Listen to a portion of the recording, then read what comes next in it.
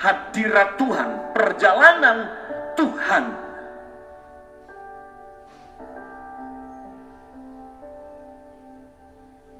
Dimulai ketika bangsa Israel masuk ke tanah perjanjian, dipimpin oleh imam namanya Imam Eli. Bait suci berdiri di Silo. Bangsa hidup dalam kelimpahan di tanah perjanjian. Tapi kemudian di bawah Imam Eli, lambat laun, Imam Eli matanya menjadi kabur, perutnya buncit, tidak lagi gesit, tidak lagi dinamis.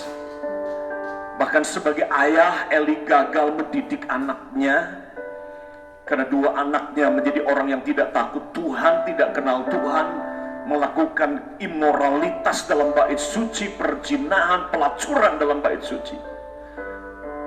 Dan ini juga yang terjadi dalam gereja. Ada banyak pendeta sukses di mimbar tapi hancur di keluarga. Ada banyak gembala nama besar di media sosial atau di panggung-panggung publik, tapi kemudian tidak disukai, dibenci, dan anak-anak kepahitan. Anak-anaknya terikat narkoba.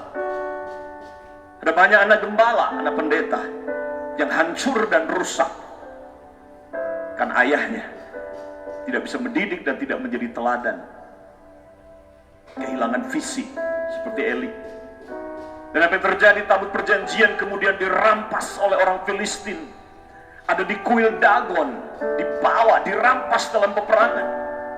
Israel kalah dan tabut perjanjian pun dirampas. Tapi kemudian ketika tabut perjanjian di kuil Dagonnya orang Filistin, setiap pagi kuil Dagon dia akan rebah, jatuh, sujud di hadapan tabut perjanjian Tuhan ini. Sampai terakhir kepala Dagon putus, berbicara tentang Tuhan, Raja di atas segala raja, berkuasa dan maha kuasa, dan segala ilah dan Allah lain yang bukan Tuhan, dia harus tunduk. Dia harus tunduk dan takluk. Tuhan tidak bisa ditaruh di tempat yang sama. Tuhan tidak bisa disandingkan dengan dewa-dewa dan ilah-ilah yang lainnya. Dia di atas segala ilah dan Allah yang boleh disebut siapapun juga.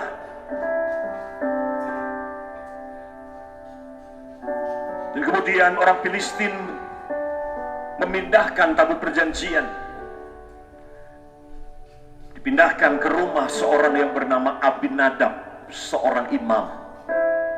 20 tahun tabut perjanjian di Kiryat Yearim di rumah Abinadab ini.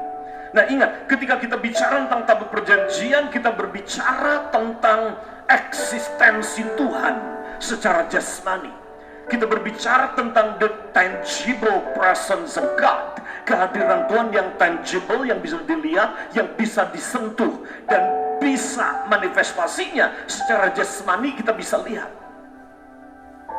That's what the Ark of Covenant represent. Tabut perjanjian melambangkan tentang Tuhan dan firman-Nya, Tuhan dan otoritasnya ada di situ, Tuhan dan berkat-Nya ada di situ. Itulah tabut perjanjian. So di mana tabut perjanjian, di situ ada firman, di situ ada berkat, di situ ada mujizat, di situ ada produktivitas. Di mana tabut perjanjian, ada kemenangan di situ, ada kemuliaan. Ada kemuliaan Shekinah di antara kedua kerub di tabut perjanjian itu. Jadi tabut perjanjian ada di rumah Abinadab selama 20 tahun. Sampai kemudian Daud menjadi raja. Barulah kemudian Daud, he is a man of the presence of God. Daud adalah orang yang cinta hadirat Tuhan luar biasa. Yang pertama dia lakukan adalah ini.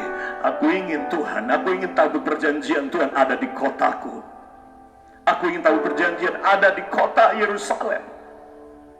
Karena dia tahu dia jadi raja karena Tuhan, bukan karena kekuatan sendiri. Niatnya baik, tapi caranya yang salah. Belajar dari Daud, niat saja baik tidak cukup. Punya niat, semangat melayani Tuhan saja nggak cukup. Saudara, hari-hari ini Tuhan ingin kita betul-betul harus akurat.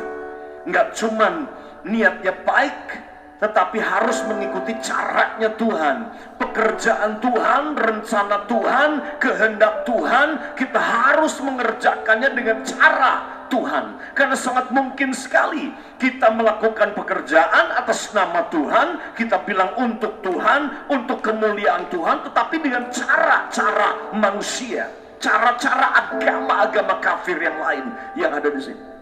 Nah, Daud membawa tamu perjanjian dengan dia bangun sebuah kereta yang baru ditarik oleh lembu, dan ini bukan cara Tuhan, ini cara agama, cara dunia, ini cara sistem agama.